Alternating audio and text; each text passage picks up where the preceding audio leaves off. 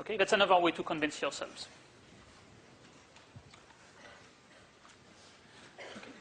Okay.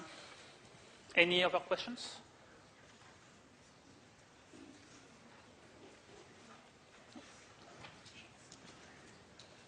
Okay, so let's move on. So last time we saw about matrices, we learned about matrices and linear systems. So let's try to think now about linear systems in terms of equations of planes and intersections of planes. I mean, remember, a linear system, it's a bunch of equations. Let's say a 3x3 linear system. It's 3 different equations. Each of the equation is the equation of a plane. So in fact, if we try to solve a system of equations, that means actually we're trying to find a point that is on several planes at the same time. So, one more board here.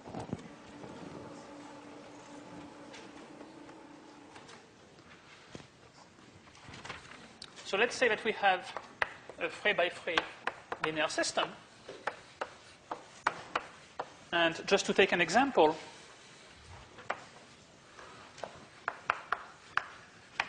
doesn't really matter what I give you, but let's say I give you x plus z equals 1, x plus y equals 2, x plus 2y plus 3z equals 3. Well, what does this mean? What does it mean to solve this? It means we want to find x, y, z, which satisfy all of these conditions. So let's just look at the first equation first. Well, the first equation says our point should be on the plane which has this equation. Then the second equation says, oh, our point should also be on this plane. Okay? So in fact, if you just look at the first two equations, that means you have two planes, and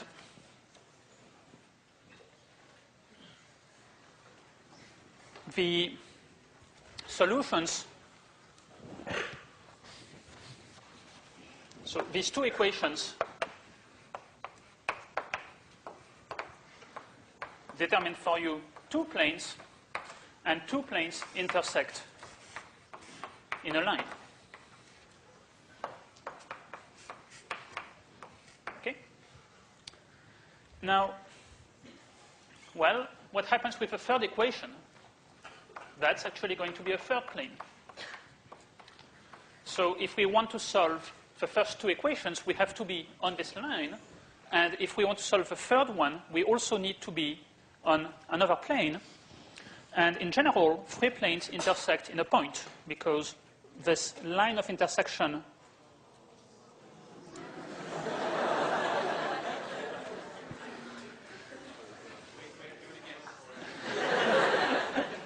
So, okay, so three planes intersect in a point, and one way to think about it is that the line where the first 2 points, sorry, the line where the first two planes intersect meets the third plane in a point, and that point is the solution to the linear system. Okay, so the line, let's say, formed by the, so this is mathematical notation for the intersection between the first two planes, intersects the third plane in a point, which is going to be the solution. Okay?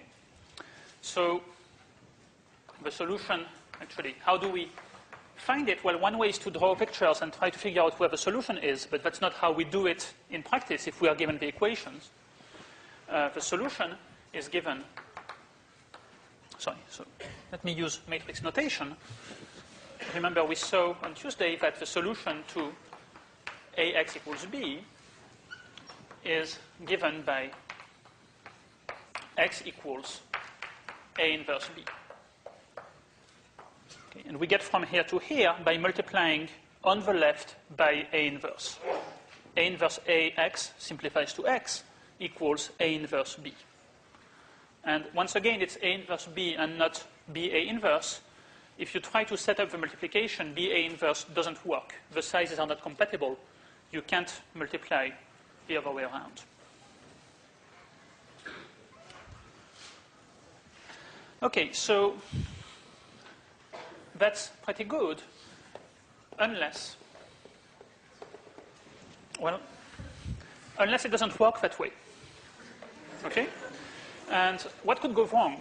Well, let's say that our first two planes do intersect nicely in a line, but let's think about the third plane. Maybe the third plane does not intersect that line nicely in a point. Maybe it's actually parallel to that line.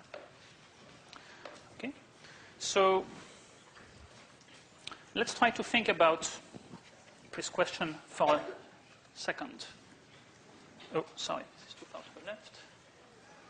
So let's say that the set of solutions to a 3x3 linear system is not just one point. So we don't have a unique solution that we can get this way. What could happen? What do you think could happen?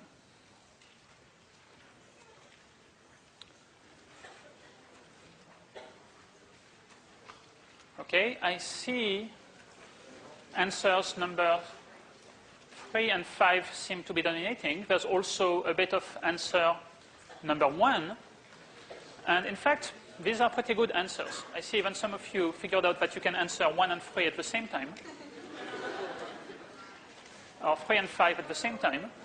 I yet have to see somebody with 3 hands answer all 3 numbers at the same time. But okay, so indeed, we'll see very soon that we could have either no solution, a line, or a plane. The other answers, well, 2 points, 2 solutions, we will see is not actually a possibility, because if you have 2 different solutions, then the entire line through these 2 points is also going to be made of solutions.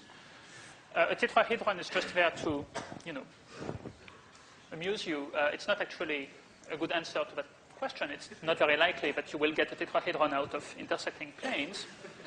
A plane is indeed possible, and I don't know is still okay for a few more minutes, but we're going to get to the bottom of this, and then we will know.